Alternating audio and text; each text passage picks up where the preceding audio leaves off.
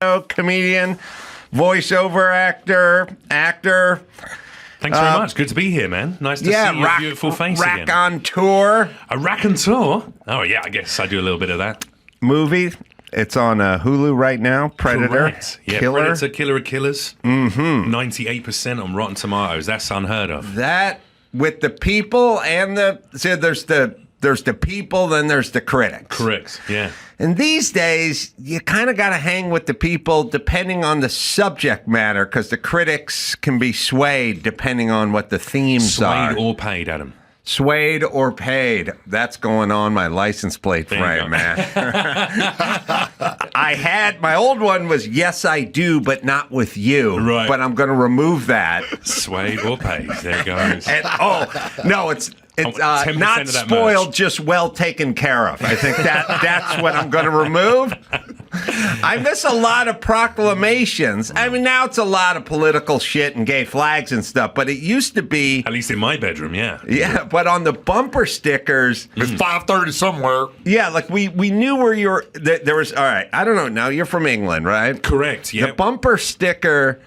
See, I sit around and I think about this stuff. We had In-N-Out Burger was huge out here, right? Right. But In-N-Out Burger, the bumper sticker got modified to In-N-Out Urge. Right. So you had the urge to fornicate, and you wanted to let the person behind you, even if it was a couple of Mexicans in a gardening truck, right. where you were at, carnally. Right. You know what I mean? Right. I mean, a podcast, a bumper sticker of In-N-Out trying to encourage you to get sexual is a very strange marketing strategy, isn't it? Well, they just did In-N-Out burgers. Right. I would have to get in with the Sharpie Right. and modify it my own self, just like the Toyota truck driver. Yeah. It didn't leave the factory saying Yoda. Right. Yeah. That guy had to get some tape out and Just like fix it. Jack in the Box anal beads.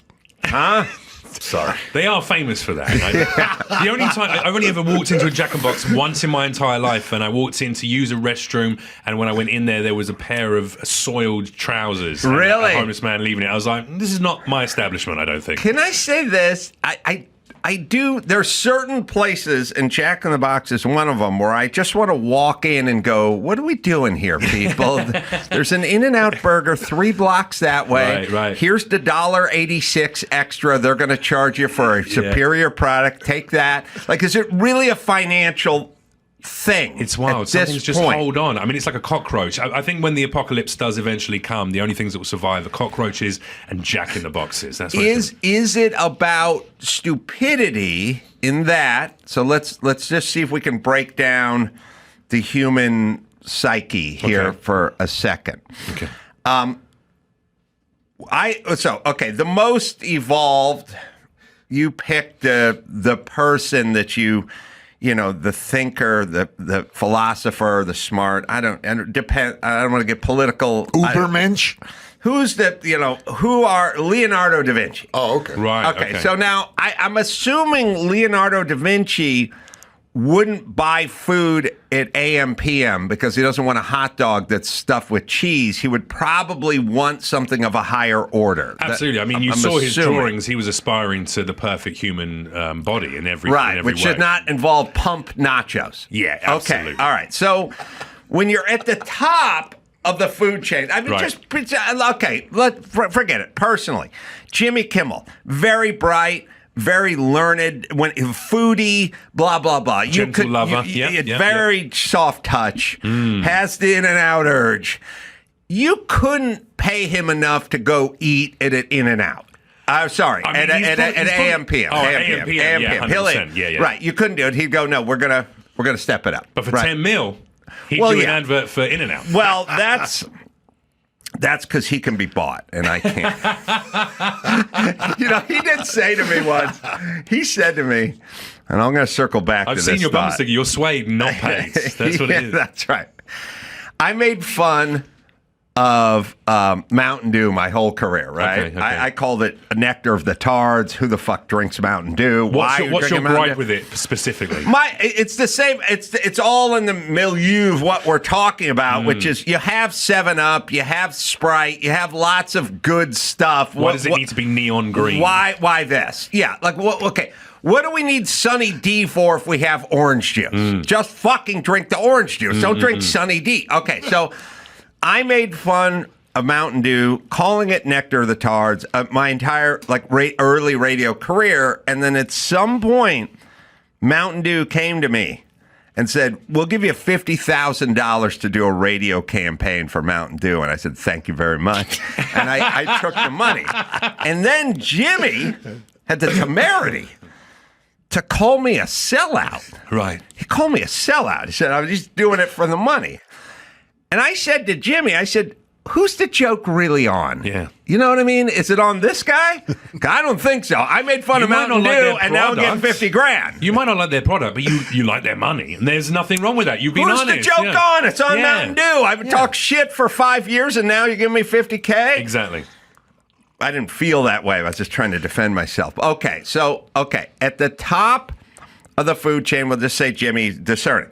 And then at the bottom, now people go bottom, they think of a dumb guy they work with or they went to high school with or something. Okay. But you really got to go into a dog. A dog eats the same thing all day, every day. Mm-hmm. My dog is equally as excited to eat the kibble he gets every single day, twice a day, doesn't care, tail's wagging, excited.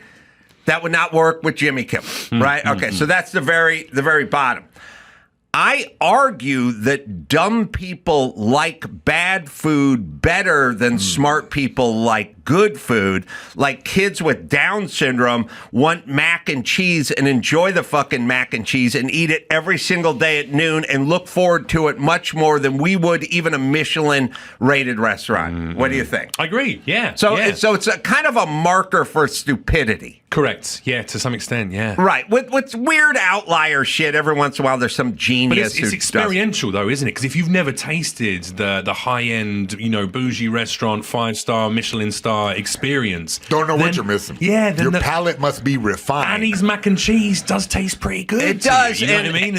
And by the way, if you've got 50K, Adam Carolla will do an advert for you, Annie's mac and cheese. Crab mac and cheese. So I don't get the Jack in the Box experience because I'm like, there's a Carl's Jr. or Burger King across the street. You'd probably enjoy yourself more, but then I realized I'm looking at it through the lens of somebody who's got brain cells. It's loyal. Can you leave your shitty pants in the toilet? That's a good point. Burger King. Probably not. But I will tell you this. There is one thing that Jack in the Box does better than any other place, and McDonald's as well. Dawson's pointing at me because he likes the tacos. Yeah. I would argue that simultaneously the best and worst. I like their marketing campaigns. I wouldn't. But to call it a taco, it's really like sort of a protein food product or something. It's not really a taco, but Soylent Green is people. It is its own. But look, at a certain point, a Twinkie is not a pastry; it's a Twinkie. It's its own thing. A Jack in the Box taco is not a taco; it's a Jack in the Box taco. It's its own thing. I don't know if they still have it, Dawson, but the apple pie. The apple pie is better than the McDonald's and better when you can get anywhere else. They had, don't know if they still have it, a good apple pie. You're an undercover jackhead. Speaking of stupidity, I thought they had to take out the hot apple pie from McDonald's because people were suing them for burning themselves on the nuclear wheat. Yeah. Oh my God. It is very warm. They managed to condense the power of a molten volcanic explosion into one small pastry. I know. And people didn't know to blow on it or give it 30 seconds before they stick it in their stupid faces. In your pie hole. Yeah. Well, it's a weird. It's a thing where one side of your brain is saying, I am going to blister my tongue in the inside of the mouth if it touches this. The other part of your brain, the reptilian part, is I cannot look at this sugary, gooey goodness for more than 3 seconds before I shove it in my fucking mouth. We always do it. Like you break it open, it's steamy, and go, oh, okay. It's like, how about you set it down? How about you Give it a minute. Set it down. You listen to one Beatles song and come back. Enjoy the moment. But you can't do it. You can't do it. Pie never boiled. Do you think it's just shame? Maybe it's just shame when you see the go, God, I'm eating this, and I know there's no apple in On this top of apple that, pie. it's room temperature on the outside, completely normal. You break it up and it's molten lava. Just the liquid portion is going to ruin my entire week. It's the exact opposite of the plates and the bowls that go into the microwave and only the bowl heats up and then whatever's inside it is still cold. It's the inverse of that. And by the way, that just happened to me. When you buy bowls or plates, shouldn't there be a warning that just goes, look, this is not going to work. You could put a can of soup in this bowl. That's great marketing. You could put it in the microwave, and when you pull it out in 2 minutes, the soup will be colder and the bowl will be molten. You'll burn your hand on the bowl, but it's not going to... Shouldn't we know the difference between the stuff that works in the microwave and the stuff that doesn't? I just love coming to the show because I get to see a little taste of what goes on in your mind through the work. Yeah, angry about the most insane things, and I love it. All right, well now I got real news to get to. Okay, serious voice. I put a tweet out or a YouTube thing out about progressive guys crossing their legs. And how hard they cross their legs, and then what it really kind of means. And then young or old progressive guys, because the older you get, the bigger the nuts get, and then it's more difficult to really cross. I agree. You know? I know we can summon that little YouTube thing because there's a new leader in the clubhouse. Now I find it interesting, and I'm not. There's no judgment here. What I'm kind of realizing is when you on the other side of the aisle. You show me guy the trucker hat with Oakley blades on top of the bill, I'll tell you how that guy votes. Sure. I don't need to see how he's dressed. I don't need to see the truck he drove. It's a Ford F-150, by the way. Yeah, right. All right, maybe a Raptor. The Oakleys are upside down, right? Upside down. Yeah. You got to invert the Oakleys. Listen, if you want to put them on the back of your neck, that's fine. Evidently, there's something about hardcore Republican dudes where they don't really know what to do with their sunglasses. Right. Or they have the little strap and they hang down in front. That's like electrician. Yeah, I don't know where to put the strap guy or the magnet two-part guy. I'm not sure where to put that guy on the political spectrum. They want to be out in the sunshine, but they realize that getting a tan is a little too effeminate. It's a bit gay for them, isn't it, to have a nice golden brown tan going on? There's just something about, like, I wear sunglasses, I hook them on my shirt, and I just sort of do it that way. But there's something about the Republican man that has to invert them and put them on top of the hat or hang them off the back of your neck. Right. I don't know what it is, but I assume, and I don't think they know it. Right. But they're signaling. They're going, here's where I'm at. Okay, yeah. Here's where I'm at. And it's kind of, look, I'm part of the club. There's an overt way. I'm going to take my Ram and I'm going to truck and I'm going to put my American flag on it. A Punisher sticker in the back window as well. It's a Punisher sticker in the back window. Right. I cannot... breeding displays for Christian MILFs. Yes. So what it is a pair of metal nuts hanging off the back of the truck. Guys who wear Rolex who go, okay, ladies, you know, this guy's cash rich. You know, right. So the guy goes, he pulls up in his Ram truck. He's got the Punisher sticker in the back, right? In and out urge under that. And he pulls up and then he walks into the venue, movie theater, doesn't matter where he is, Target. It doesn't matter, but he can't drive his truck with the Punisher sticker inside of the Target. I mean, some of them do, but yeah, I get what you're saying. But he needs to know where I'm at, but I don't have my truck. Right. So I'll put the Oakley blades upside down on my cap, and then you'll know this dude. You know what I mean? And so there's that on one side. And then on the other, we all see the women who got the orange streak in their hair, whatever. We go, okay, we know Hillary Clinton, whatever. There's a thing with progressive Democrat politicians who cross their legs like a chick, that cross hard. And if they're really progressive, they wear colorful socks where the pant leg gets hiked on the leg they cross, and then you sort of signal to your crowd where you're at. Uber progressive, when they cross the legs, they immediately get an erection. That's right. Yeah. Although... Yeah, okay. All right, I'll show you. Well, we have our Twitter. We have our clip that we're looking for. Not this. I do believe we're asking for the thing we showed that'll illustrate this. But I'll get back to Obama, but whatever it is, here we go. This is me talking, I think, to Drew about it. Okay. But we turned it into something. Sorry. Now, I don't know if anyone knows what they're doing, but everyone just falls into a signaling thing. And what do I give you? Because I'm always an open leg man. I don't cross my legs like that. But then also, this is a guy who doesn't believe in either of these parties. I think your leg positioning is about simpatico You got with the what's haircut going of a on. nihilist. Yeah. But it is a guy who's going to build a bunker, actually. Trump's going, I have a huge set of balls, which is basically like, hey, Iran, look out. At the way I got fucking balls. I got bombing balls. Trudeau's like, I have balls tucked up my asshole so I can sit this way. And it's so universal, it's weird. Right. And it's got to be, it's not happenstance or coincidence. So Obama popped up the other day, and I was just looking at him in the news. I don't care what he was talking about. I was looking at his legs, and he went for a deep cross. And his cross was deeper than the chick he was talking to. It's going to be like is, Sharon Stone in the in that movie where she is a regular lady, and I have said this transgender thing is a scourge for homely women because it's one thing to be known as homely. It's another thing to be mistaken for a former dude. Ooh. You know what I mean? And we're all sitting around going, okay, dude. And it's like, nope, just homely. I mean, this is much worse than mistaken for pregnant when you're fat. It's mistaken for being a dude. How do you feel about muscle mummies, Adam Carolla? How do you feel about that? How do you feel about like a feminine woman who's born a woman, but then creating a body that would appear to you, I'm sure, a lot more masculine? Are you against that? Are you for that? I don't.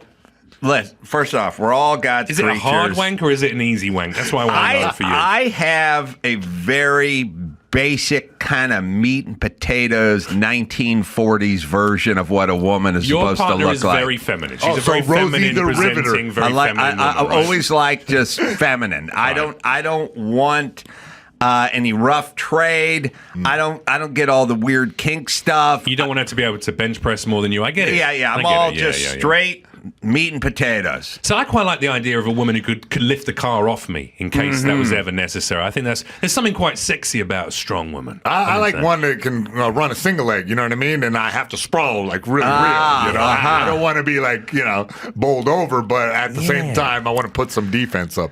So this person that we all thought was a dude is really you thought that was an ugly woman, but I got seduced into your way of thinking. Well, let me see her one more time. All I'm saying is the problem is it's always on the table, and the problem is now I'm assuming it is. But again, I don't know. Nothing physical. I don't have anything other than there's certain shows I'll watch that are chick sort of staples of lady shows. You got your legs out. You got a pair of ankle socks on. The ankle socks are more born of lethargy than they are of any. You can't be bothered to roll out that last bit of sock. That's what it is. I take the laziest, fastest route for everything all the time, and always have, and have never had any concept of a style, sense of style or look or anything. I'm drinking you in, but I'm also seeing the way you're crossing the lower part of your portion of your legs tightly wrapped round one another. See, some people might consider that to be a little feminine. If you were sat here and Obama, he might be making a few little comments about the bottom half of your legs. I'll venture to say that between my obsession with like vintage cars and race cars and constant building stuff and maybe boxing and stuff, like I'm probably the least least feminine mind of almost anyone I know. Okay. I think in terms of if you put it on paper, like if you said what does Adam Carolla love? Well, building. Okay, number 2, cars. Number 3, making fun of women. Number 4, making fun of women. Number 5, stand-up comedy. Number 6, making documentaries about car stuff. Now, you eventually might think I was gay in hiding it. I mean, well, you brought up a good point, because the obsession with watching all these politicians and how they cross their legs. I've never watched an interview, a political interview, and gone like, I wonder what he's going to do with his legs. I wonder how smushed his balls are for right me, now. I'm a pattern studier. So when I see stuff, it always, my brain is always trying to conceive a pattern. A likely story, Adam Carolla. Yeah. A likely story. Well, moving on. Whoopi Goldberg, who I'm sort of obsessed with, because I have a sort of obsession with unclear thinking. Okay. And I'm also, it's also sort of weird that people take this deep into life. I mean, is Whoopi Goldberg 70? Is she 72? You know, she hit the scene years and years and years ago. I remember my sister, who was working at a hair salon in Silver Lake. She must have been 19. I must have been 18. It was like an all-gay Silver Lake hair salon. And she had like a tape, Whoopi 69. She had a tape of Whoopi Goldberg from like her one woman, off Broadway. And it's like, this woman's a genius. She's a genius, doing all these different characters. I don't know. Times were different back then. I was 18, my sister was 19. I maybe a little overly impressed. But it was like, wow, this person's a genius. Right. And a great performer doing all these different characters and a one-woman show, and so, courageous and interesting and nuanced and what have you. Now, if you went and looked at it today, I don't know. I don't know if it would hold up. I don't know. I don't know. But all I knew is this person was a shining star and a talent, and it also seemed very nuanced and interesting, and had a perspective that was interesting. And now she's 69, and she goes on to The View, and she just sort of says nonsensical shit that a 9-year-old could pick apart. And I get it. She has a theme. And her theme is, this country is racist and bad, but she's in this country, and she's been making a ton of dough since I was 18, at least. Right. And she makes $8 million a year now, working in a bathrobe and slippers, essentially. I mean, she has the greatest job in the world, because she shows up in her pajamas and then rambles incoherently for an hour and then gets $8 million and goes home, as far as I can tell. But this is her take. So I got the one chick on The View who's sort of semi-normal, and she's trying to sort of explain that I think she's heritage is from Iran, and that being in Iran, if you're gay or you're something, is very different than being from here. And then Whoopi's going to do what Whoopi does, which explain that here is every bit as bad.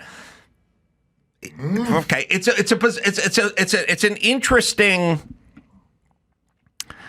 Okay, it's an interesting supposition.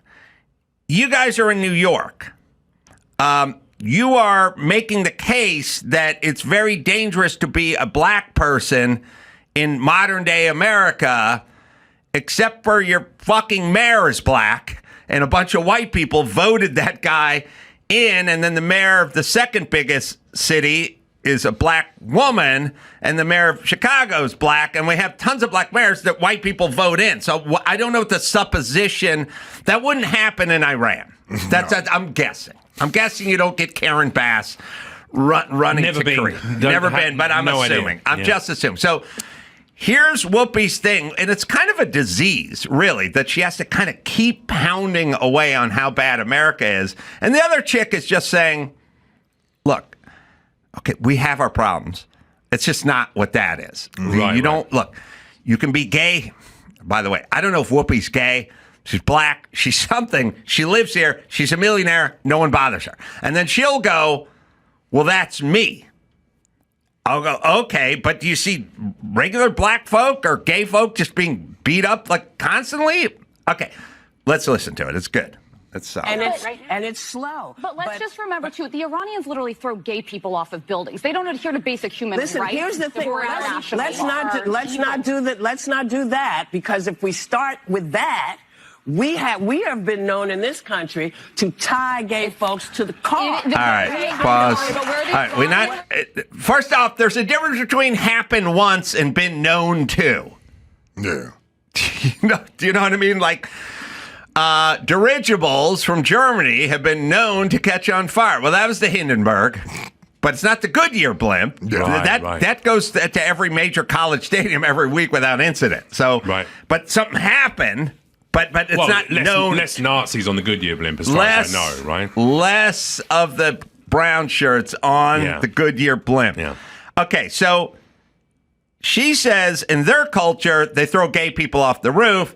Whoopi says one time, one thing happened 31 years ago here, and then tries to turn it into some sort of universal experience. All right, so already retarded point number one. But also, what are you arguing, Whoopi? Like, what's your thesis? I think she's just making her paycheck, isn't it? Because this is what that show is. I've watched clips of The View. Probably this is maybe the fifth one I've ever watched. It's a group of people sitting around a table whinging about things, isn't it? This is the gossip table. This is what it is. So she's just making her paycheck. You know, she has to provide a counter argument to anything that's said by a guest on it. I guess, but it's not even a guess. That the woman is just another View member. Is that a permanent member of the Yeah, team, she's just sort of saying, look, okay, by the way, people stop arguing this all the time. Okay, Iran is worse than the United States in terms of being a gay citizen. Okay? That's all. Right. Can we agree or disagree on this? Okay, Whoopi, if you had a gay son, which country would you prefer him to live in? Yeah. Him be raised in Iran or raised in the United States? Answer, yes or no. Which, by the way, would have been a great counterpoint.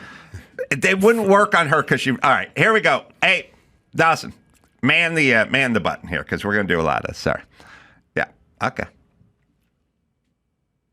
Hanging black people. So let's all right, sorry, I got it right. She's saying hanging. All right, we'll go back 10 seconds. But yeah, we're going to have to bump back 10 if we can, and then we'll just do it that way. But here we go.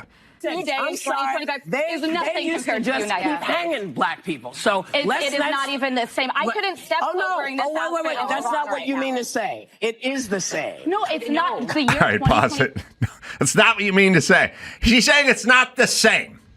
It's not the same. Yes, black people. Yes, were lynched. Now they're not. It's not the same. That's not what you mean to say. Yeah, I think it's what she means to say, don't you? Mm-hmm. What happened to Whoopi? What's going on with her brain? It's ridiculous. I think comparing apples to oranges is a bit of a strange. I agree. All right, keep Why is going. she defending Iran? She doesn't like this country. Yeah. That's the problem. It's not that she likes Iran, and it's not that she's defending Iran. Right. She doesn't like this country, and the reason I'm so keen on this is because I grew up with these people where they go, look, I love this country. I want the best for this country. I'm very patriotic. But you have to understand what we did to those Indians during the Trail of Tears March. And it's like, how come everything is but how much you hate this country? It's like, right. No one can ever go, I'm an angry old cunt and I don't really like fucking anything, but I'm really mad at my dad who abandoned me. Right. And now I'm mad at this country. But instead they go, no, I love this is the best country in the world. And then they go right into... Okay, here's Whoopi. Keep going. The United States is nothing like if I step foot wearing this outfit in Toronto. Killed for I'm sorry. Well, they will like around. No, I can't have my hair shown. That was so bad. I can't have my arms out. I'm telling you, as a... I literally said it was up to the Iranian people. Yes, it is up to them. And that's why I am saying that it is the same. Murdering someone for their difference is not good. Whoever does it. It's not good. Pause. These are fucking, I was going to say 10-cent thoughts, but they're like 5 cents. Yeah. Murdering somebody because they're different is not good. It's not, it's the opposite of, it's bad. It's never good. Okay. Unemployable audience members. It's a simplistic point that, is pandering for some applause. This is, I got to be honest, this is deeply frustrating to me, just watching this show. That 30 seconds has upset me. You know when you're laying in bed at night in a foreign country and you're enjoying a little bit of sunshine and it's a beachside resort and then a couple of mosquitoes are in the room. That's what it felt like to me because it was just 5 people talking over the top of I'm each just other. mad that none of these bitches are wearing a hijab. Yeah. You're mad that they're not. I'd like them That's to be. your kink, is it? I'd like not them to your be. yum either. I want them to be fired from their hijab. Fucking bitches. Now, first off, they're all. It's horrible TV because they're all talking at the same time. That is terrible. Secondly, Whoopi's doing the thing where people who make really shitty points have to talk over the other person, because when you make a good point, you just sit back and you go ahead, your move. And thirdly, she's wearing white socks with black trainers, which I think is the biggest crime of all. It's a signal. Look at that It's leg a signal. cross. All right, back at 10 seconds, and let's see what she has to say. Sorry. Someone for their difference is not good, whoever does it. It's not good. Not good. So that's why I said you weren't saying what I heard was not what you meant. I think it's very different to live in the United States in 2025 than it is to live in Iran. Not if you're black. Not for everybody. No, Sonny Austin has to jump in on the race, just to jump on the race train. Not for everybody. Not for all. First off, I don't even know if Sonny Austin is perceived as black. Like when she walks out, she's like half the Meghan Markles and all the other bitches of the world. They're like, I'm being discriminated. I don't think people see you as even black. I don't think of Meghan Markle as black. I don't know if you as black. No one sees me as black. Sonny Austin just looks like a beautiful woman. Doesn't seem any darker than the Iranian chick who's sitting next to her. But like Meghan Markle doing the race card is always weird because I'm like, you don't present as anything.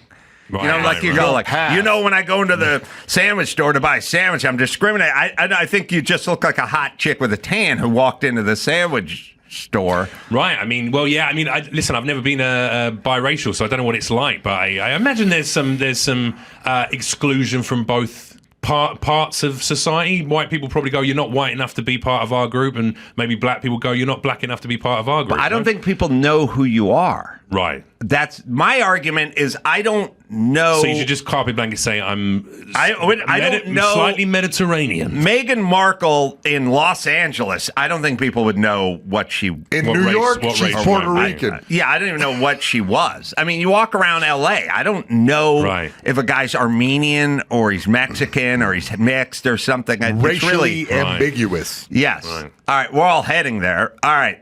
We'll keep playing it. So she was Whoopi's now explaining that you don't know what it's like to be in 2025 to be black in America.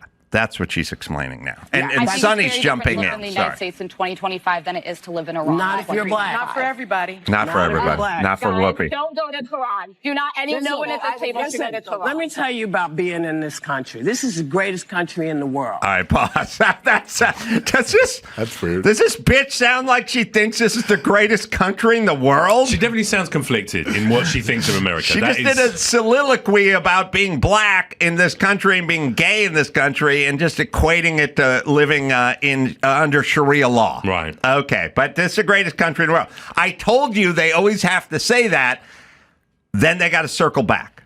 Right.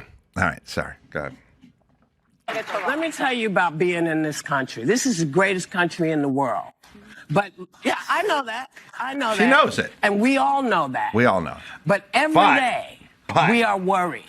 Do we have to be worried about our kids? Are our kids going to get shot because they're running through somebody's neighborhood? They are not big deals. All right, hold on. Your black kid's going to get shot by another black kid in a black neighborhood. That's how they get shot. Okay. Statistically, that's how it's going to work. Okay, but you got to worry. You got to worry that every day, if your kid's jogging through Bel Air or Encino, they're just going to get gunned down. Well, I guess she's sort of referencing Ahmaud Audrey. Atlanta. Yeah, she's referencing things that happen once every blue moon versus shit that happens all day, every day, which is her problem. She's got black guy jogging, getting shot in Atlanta, guy getting dragged behind truck, and has turned that into a way of life for this country. Isolated incidents, which is what dumb people do. It's not. It's a weekend endeavor for those people, right? Yeah. I mean, it's not. Look, it's not 9 to 5 Monday through Friday. No. It's a Juneteenth celebration. All right, here we go. To say they're not big deals to you because that's not what I meant. And they are not doing well there either. They are not doing well in Iran. They are not educated. They cannot property. They cannot leave States. I'm talking about here. Nobody wants to diminish the very real problems we have in this country. That is no one's intent. But I think it's important to remember there are places much darker than this country and people who deserve rights. Not everybody feels that way. All right, pause. That's not about what you feel like, bitch. Just look at statistics. First off, not everyone feels that way. All right.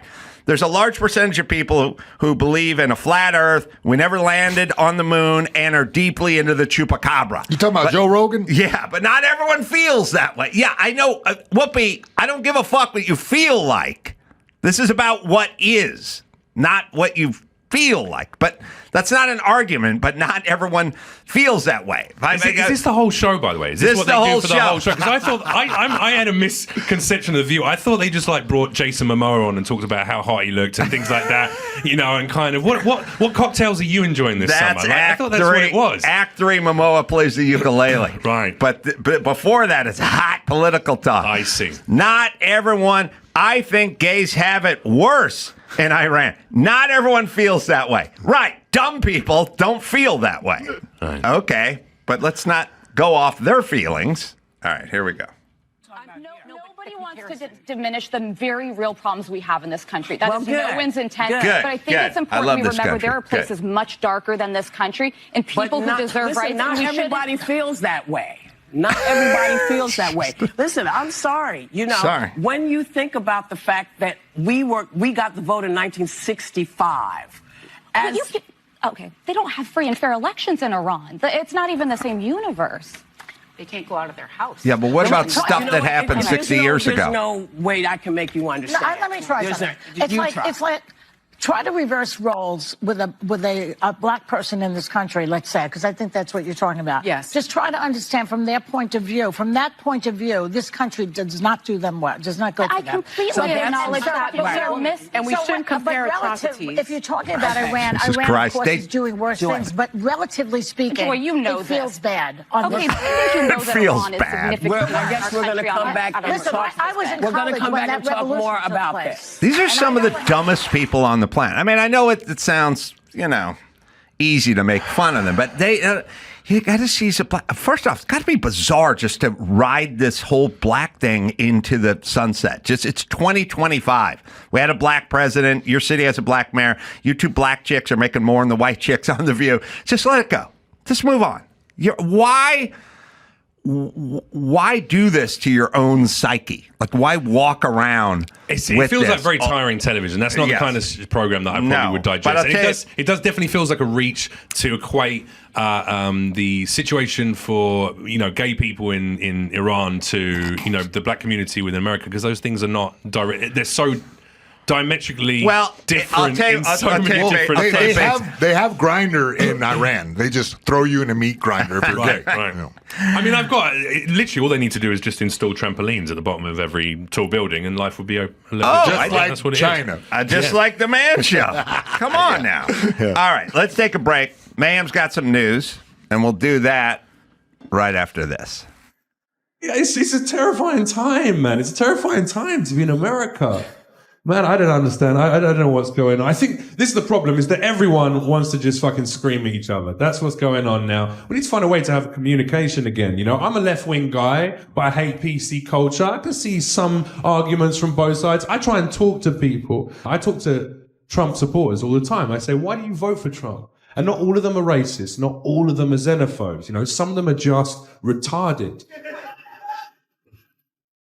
Jeff Leach is on the Adam Carolla Show. Jeff's got dates. Where do we go to find your dates? That clip you just sending me out of some old material. Hilarious. That's the you way trying we to get go. my green card rescinded? What the fuck, Adam? Jesus. Oh, you got a green card. I have got a green card. I'm full green card, baby. Where do we go? To come and see me live? Yeah. West Covina Laugh Factory. I'll be there headlining from July 3rd, 4th, 5th, and 6th. So if you hate your family, you don't want to celebrate, kicking the Brits out of this country, then come and see one. Come and enjoy a red coat that weekend. And then I'll be in Cincinnati on July 30th at the Funny Bone, and then Columbus, Ohio on the 31st at the Funny Bone. All right, ma'am, you got some news? Yeah, I got some news. Lakers being sold in a $10 billion NBA bombshell. The Buss family is entering an agreement to sell a majority stake in the Lakers for approximately $10 billion to businessman Mark Walter. $10 billion. Yep, she will remain in her position as the franchise governor after the sale. Who? Jeannie Buss. Jeannie Buss going to remain. Yep. It's such a weird world. First off, the idea that I made it from 0 to like 41 without even really hearing the word billion tossed around unless it was a joke. Do you remember when you used to say millionaire and that was like whoa, this guy's loaded. Oh, now not only that. You can't even buy a house in LA for that, you know. No, we would say that guy's got $1 million house. When the house was $461,000, right. This has $1 million smile and $1 million house, and a $1 million career, but $1 million just meant like $400K. Right. Now, I mean, for fun, I will drive around, and Andrew, I don't know if it's on tape anywhere, but like I'll go drive around, and I was doing these vlogs, these fire vlogs and stuff. You're just driving around. Sometimes you get off the freeway in like South Central, and you drive through some horrible part of the city, and you pass a beat-up, shitty old ranch house from the 30s on no land and fucked up and everything, and you look at it, and you go, that's $1.3 million. And you wouldn't fucking spend one night there for $1,000. You would not spend the night there. Right. Crazy what it is. Yes, billion. And then I always just think about my buddy Jay Moore, who married Jeannie Buss. I'm like, that seems smart. Now, here's the thing. I'm assuming there's a prenup for sure, but if you have $1 billion, are you really sweating? Like, are you going, listen, you got the Ford Explorer, but I'm not throwing the leather in. No, I mean, that's an extra $18 a month. They just have a terrible fall down a set of stairs, no? Oh, yeah. Isn't that how it works? Mm-hmm. So you don't have to give them a penny anyway. Yes. Anyway, good for them. And also, I don't know. I got a Tony Bennett CD when my dad died, so that's what I got. But it does make... It is a weird thing. Have you ever been divorced? Were you married and divorced? Yeah. Did you have prenups? Did you do prenups? No, I should have, because it's horrible. It's horrible. Yeah. It's horrible. And the lawyers are horrible. But everyone who does family law, what you figure out with family law is everyone who's in family law does it because they're fucking idiots. They're not because they couldn't do criminal law. They do family. You start looking around, though, we'll talk to the judge, we'll talk to this guy, they're all bad, they're all dumb. Nobody really knows their business. It seems like an opportunistic career where you're like benefiting from the pain of two different people. Correct. And then you get your hooks into one of them. They just love the drama. They're basically the View correspondents of law. Yeah, all they do is agitate dumb chicks, and then the fleece is on, and that's how it goes. You deserve a bit more, though. Whoopi Goldberg, Esquire. It's a wonderful con job. It should be illegal. I have zero respect for anyone in that business, and everyone I talk to is bad at their job. Wow. But other than that, I mean, I literally would talk to... Enjoy your wedding. You talk to the person who was the judge for 27 years, and when you're done, you're, this bitch is retarded. She doesn't know what the fuck she's talking about. Like, really dumb people who don't track, and then sort of amoral people or immoral. I don't want to listen. You blew up my spot. I don't want to blow up your spot. But would you marry again? Because I know you and your partner. I don't know if you are married. I would. You have to have a prenup. Otherwise, it's not really the person you marry. It's the system and then the weakness of the person you marry. Understood. They don't have character. The person does. People aren't evil. They're weak, and then the system draws them in. Right. That's why every billboard is for an attorney. Because there's money to be made. If I'm sure those lawyers are getting whatever. No, there's money to be made, and then the percentage of that payout plus their hourly rates and all that. And then the person has to have a weak constitution, and that's how it preys on people's greed and weakness. That's essentially what it is. If you've just had a divorce, you're probably in a very emotionally weak state anyway. So it's an easy people to Yeah. That's the system. Well, speaking of, a California appeals court upheld a verdict ordering a Los Angeles County school district to pay $1 million to a former student who was a target of a relentless months-long bullying campaign that included death threats. Wow. Yeah, Irons, now 21, was a 13-year-old student at El Segundo Middle School when other teens began bullying her between November 17th and June 18th. Yeah, the school's district appealed on the focused on several issues, claiming Irons failed to prove any of her injuries and wasn't responsible for how employees handled the issues. But, yeah, they upheld it. She got $1 million for that. Oh, I could have made so much bowling money when I was a kid. Well, that's 1 year's private school education right there, isn't it? They paid out. So that's a shitty shack on the South Central. Yeah. Adam Carolla wouldn't even sleep a night in it. Not one night for $1,000.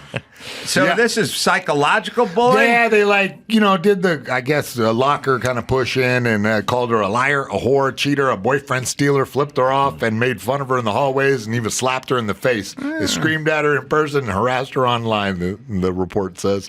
But yeah, she got $1 million out of that. Look, man, I got when I got bullied. Jumped in middle school. When I got bullied at school, I got better at fighting. That's what I got. That's what happened to me. I got overhand right with a lock and a sock, and I just said, enough is enough, and came out swinging. There you go. I bully, and we seem well balanced. Yeah, we're perfectly normal guys. Comedy. I was at the top of the food chain in my high school, and the bullies just bullied the bullies. But we're talking middle school. We're talking nerds. Middle school. Middle school was an awkward time. I wasn't grown up tough. Yet. That was tough. Yeah, you had to watch out because a ninth grader, when I was in middle school, mine was 7th, 8th, and 9th, and all the ninth graders were scary if you were in the 7th grade. Yeah. Didn't have a lot of bullying provisions to prevent bullying, but it was good. Because you learn stuff. You learn don't go over there and don't hang out with that guy and all that kind of stuff. I don't know. A little bit of bullying is sort of like the bottom of your feet have calluses. If you had the skin you have on your belly, on the bottom of your feet, every step would be painful. Right. And we need to build up a little callus so we can walk on the beach of life. Thank you. Go ahead. Is that on your bumper sticker? Yeah. I'm going to switch out my license plate for that. Your car is going to be highly decorated by the end of the day. Yeah. Oh, all right. Enough of that. Next up, J.D. Vance, account suspended, then quickly restored on his LiberX competitor, Blue Sky. Yeah, he was briefly suspended on Wednesday by Blue Sky within the first hour of him being on the platform. Posting nudes? What was it? Yeah, the account was apparently all he said was that, he's like looking to, be, here we go, have a conversation with people. The leading was, I'm sorry, guys. All right, throw it out. Get the next one. The next one, man, this is a dark one. What's going on with Jason Momoa? 796 dead babies are expected to found in a hidden septic tank at the unwed mother's home. What? Ruins. What are you talking about? Yeah. In total, 798 children died at this home between 1925 and its closure in 1961. And wow.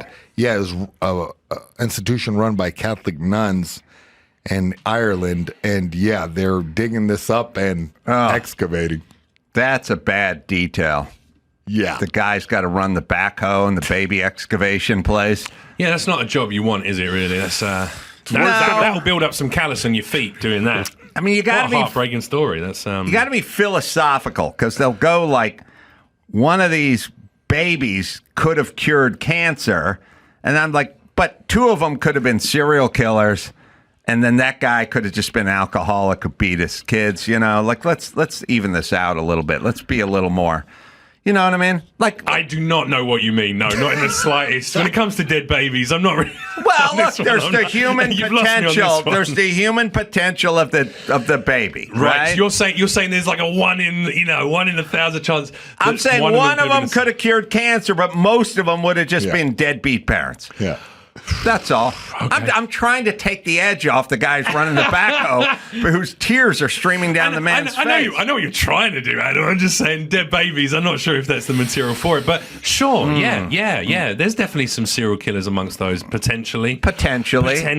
Higher likelihood than cures of cancer, statistically. And if they cure cancer, they'd be killed anyway, right? So, there we go. Interesting. Get my 10-4 hat out. Where is it? All right. Let's see. Do you have one more? Yeah, or I have one more. Yeah, that was dark. That was a throwaway. Okay. What dark web are you searching for these news stories? It's hard on this job to come up with new stuff. Okay. All right. No nonsense. Texas judge scolds a man for wearing the world's best farter T-shirt in the courtroom.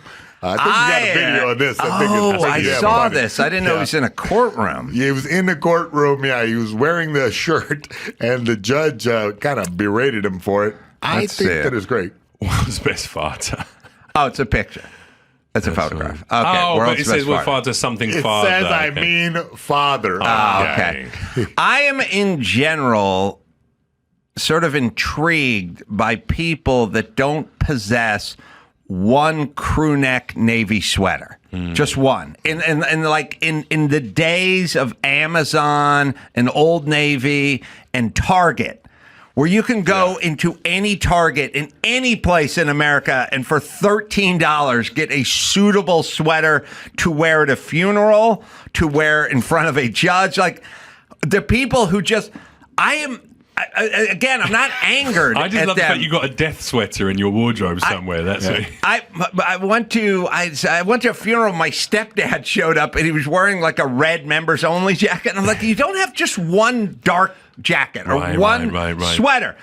I went. It's a weird part of it's cultural. It's like the weirdest thing. Like, we went to every year go to Pebble Beach for the car show, do the vintage race. Do all the events. And Pebble Beach is hoity and toity. And they had champagne and caviar. And we're going to the Ferrari party. They bought the pavilion on top of the hill that overlooks the bay on 17 Mile Drive. And there's going to be, Jewel is going to be the entertainment. And we're going to be pouring champagne. Pre or post teeth as well. What are we talking about there with the good teeth? You know what? They didn't indicate that in the Evite. But there's one guy we had at our shop who was coming with us. He's a husky Mexican guy named Jose. Okay. And the other guy, Matt, who cares, who'd get the invites to the party, be like, Jose, you have to bring like a sweater or a shirt with sleeves, like in a collar. Right. We're going up to the Montoya Villa, and they've rented this place out, and Jewel's playing, and we're going to go to various events, and you just can't wear the T-shirt, the white T-shirt. You can't do it, you know. So just bring something with a collar, like sleeves, a sweater, something, because he knew. And then sure enough, it's Friday night. Everyone's getting dressed. This guy's got his dress shoes and his slacks and his shirt tucked in and something. Here comes Jose. Plain white T-shirt. Just comes down the stairs. And it's like, Jose, we're going to the Ferrari party where Jules. Yeah. Do you have a sweater? It's a new T-shirt. It's a new T-shirt. I'm like, just the concept of people like putting a shirt on. Like, here's something that's a new plain Hanes. I love that because I love breaking down the preconceptions of what the fuck I'm meant to do when I go to these things. Because all these events, it's all bullshit anyway. Everything's okay. You can say everything's bullshit, but it's a bunch of free food and Jewel, and part of it, the conceit is you don't. Okay, let's break it down. Well, hang on a second. If there was a good buffet, turning up in a white T-shirt is a terrible technical Could you show up nude? And if the answer's no, then why not? Okay, no. How about in underpants? No, I don't think so. How about Daisy Dukes and flip-flops? Probably not. All right, let's just keep going until we get past T-shirt. It's just, the point is it's not about you. It's not your thing. You got invited. These are sort of the rules. I feel the same way with the people that are like, hey, man, I'm doing my own thing with my uniform. It's like, no, you work at McDonald's. That's a fucking uniform. I don't want to wear. Then don't fucking work there. Right. Then don't. Stay home. Jose, stay home. Was there a dress code written on the invite? It's okay. You get my point, though, because here's the whole point. The whole point is I don't want everyone in the party to make you as a poor Mexican from the San Fernando Valley. You're supposed to look when they're showing you the latest Ferrari model. You're supposed to look like maybe you could buy it. Right. That's all. That's all. And by the way, it's just a courtesy to the fucking person that invited you. Right. That person said, "Put a fucking sweater on," but nope. No sweat for you. Not doing it. Not going to do it. Going to see the judge today. I love it. I love the subversion. My question is always, where is this person's girlfriend or wife? Right. Hey, where are you going to see the... She's wearing the sweater out somewhere else. Mm-hmm. She's like, where are you going today? Going to see the judge. Okay, who sharded is not the shirt I want you to wear when you're going to see the judge. Just put this sweater on. You wear that for your cousin's wedding. You know, that's right. All right. Now, shall we keep this going? What happened with this guy? He appeared in front of the judge in this T-shirt. Did he get in trouble? No. He's... Oh, we have something. Let's see the judge. Good morning, sir. What made you think that was a good shirt to wear to court this morning? That's all you could find? That's all, the only shirt you had in your closet? World's best farter. That's great. No, it says, I can read it. I see what it says at the bottom. You're in felony court. You need to dress appropriately to felony court, and that's not appropriate. Also, if you're facing felony charges and potentially going to do jail time for what you do not want to advertise the fact that you're a great farter, because in prison, a loose anus is a very desirable commodity. Yeah. So actually, it's actually the opposite. We like them tight in there. Oh, really? He knows. Yeah. I don't know. Like, would you want? I'm trying to think. Yeah. Now, the judge has so much leeway in terms of sentencing that agitating and insulting the judge right out of the gate it just seems like the worst idea ever. It was a terrible choice. It's not one that I would have made. But also, she's taken out like 20 years of being pissed off at her husband for never wearing the fucking nice shirt to go and have lunch with her sister. She's like, you couldn't do it for me one time, Steve. And then this guy turns up in court and that's it. And it just got reset for 30 days and for him to get a lawyer. So, oh, really? Yeah. Also, a lawyer would have stopped and also that. A costumier as well. Yeah. His excuse of this is the only shirt I had is kind of a weird one. In a day, look, back in the day, I never grew up. I think I made it from 0 to like 35 without owning a blazer. Right. I never owned a blazer. Blazers were expensive. You had to go to a men's store or Sears or something. Like I didn't own a blazer. I worked construction. I was a boxing coach. Like, who cared? I didn't know how to make a tie. You had a sort of viable excuse for not owning a blazer or even nice slacks. It was a thing. Shit ostensibly is free now. I mean, wardrobe-wise. Like, pair of slacks, button-up shirt. It's not beyond the means of anyone. You can go, hey, man, I work minimum wage or whatever it is. There's Amazon. It's $14. T-shirts are almost free at this point. I never haven't thought about this in a million years, but the first blazer I bought is when me and Jimmy, we were there for the Man Show, Upfronts. Okay, yeah. And Jimmy said, we're going to the Upfronts. And I said, good. And he goes, where's your blazer? And I go, Jimmy, it's the Man Show. We don't wear blazers.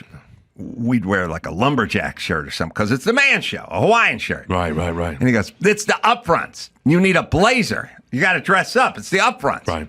Said, okay. We popped into some place right in the middle of Manhattan and just went to haberdashery.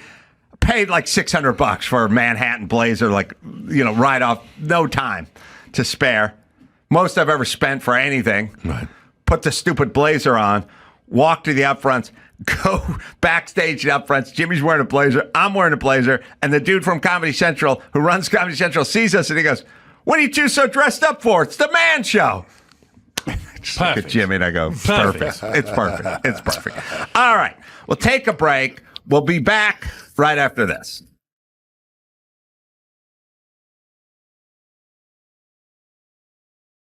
It's time for Nicaraguan Name That Movie with Adam's buddy Oswaldo. See if you can guess which movie this famous line is from. No one put baby in the corner. If you said Dirty Dancing. Nobody puts baby in a corner. You're correct. Now, back to the show. All right. After all that, Eli David has joined us. His brother is a hostage that was taken during the festival, the Nova Music Festival, October 7th. You guys know all about that.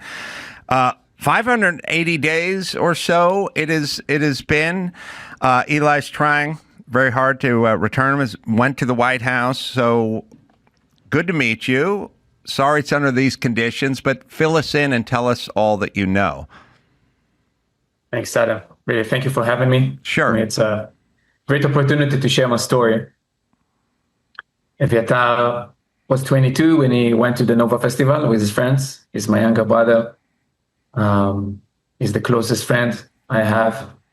And on October 7th, he arrived at the Nova area, and very early in the morning on October 7th, when the alarm started and we ran to the bomb shelter, we lost connection with him.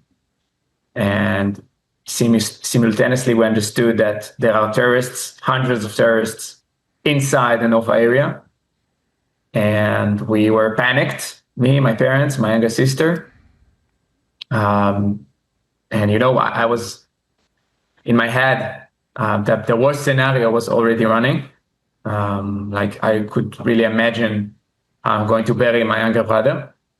But around 2 p.m., we got videos that Hamas posted on Telegram, which showed Eviatar, his best friend Guy, and 3 other young men being handcuffed inside a dark cell inside Gaza Strip already. So we understood Eviatar is the hostage. And since then, actually, we had very, very few solid proofs of lives. And the last one was last February, just 100 days ago, when the final release of hostages happened on February 22nd. And we saw there Eviatar and Guy sitting in a van. They were forced to watch other hostages being released. One of them stayed with them for hundreds of days inside Hamas tunnels. And then they just shut the door in their faces, and they were begging for their lives in front of the camera.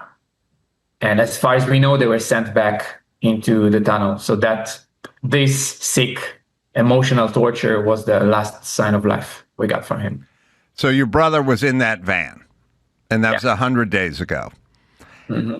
And there are no other updates, and there are no lines of communication. And have things changed recently with what's going on with Iran and, Trump being elected and things of that nature? So sadly, we have no communication with Eviatar, not at all. None of the hostages has.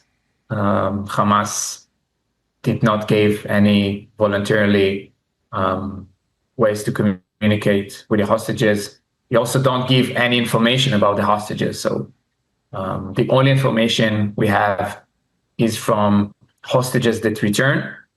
There are 2 hostages that spent most of the first 500 days in captivity with Eviatar, which are almost a year and a half.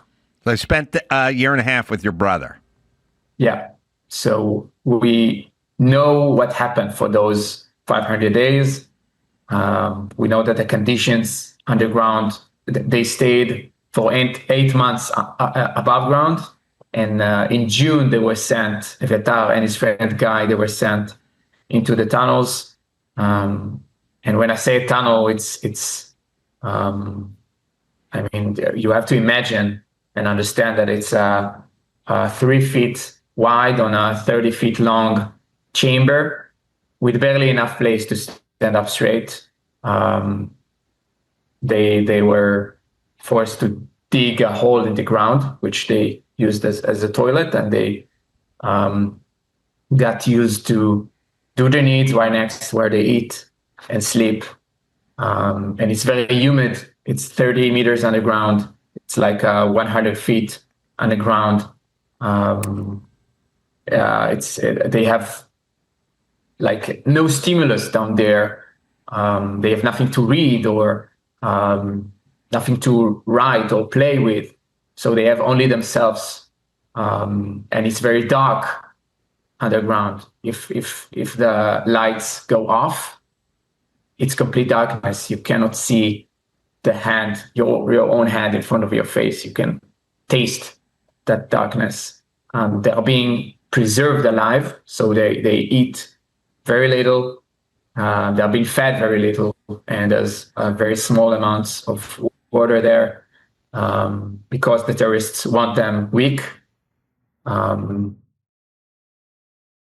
it's crazy. Somehow, a veteran guy are surviving, and they have this will to survive in those hideous conditions. And I know that my brother is not losing hope, and he really wants to come back. One of the things that he told to his friends down there, that he really misses to play music with me. We had this tradition of playing music every week. Vetar plays the guitar since he's 12. I play the piano, and every Friday night we were playing music together and singing. He has also a beautiful voice. I do believe that what is going on right now with Iran probably will get us closer to a deal with Hamas. We understand that that's the safest way to bring back the hostages. I wish that there were other ways to bring back the hostages safely, but we understand that the deal with the devil is the only option we have. And we know that the Vetar is still alive, and it's only a matter of time that something will happen to him and the dozens of other hostages alive. So again, hopefully, I really believe in President Trump plans to change the Middle East. And I also think that the Israeli government is trying to line up to those plans. So I really hope that this weakening of Iran is going to also weaken Hamas and put maximum pressure on them to bring back all hostages in one phase, without separation of the hostages, even if it means to end the war in Gaza, because right now the biggest threat is being dealt with. Where are you right now? I'm in New York, Manhattan.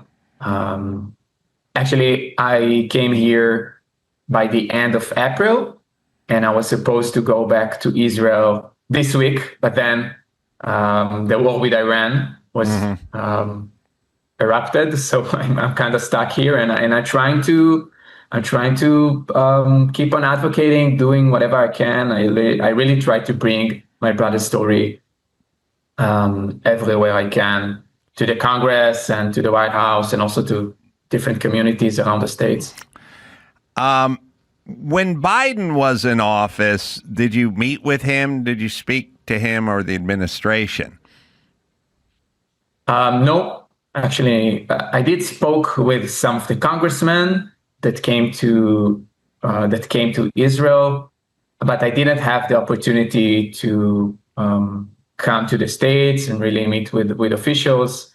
I think it was a combination of Biden's administration not meeting with Israeli family members, but also like I wasn't really prepared to come to the States and meet with officials. I had a different mindset back then.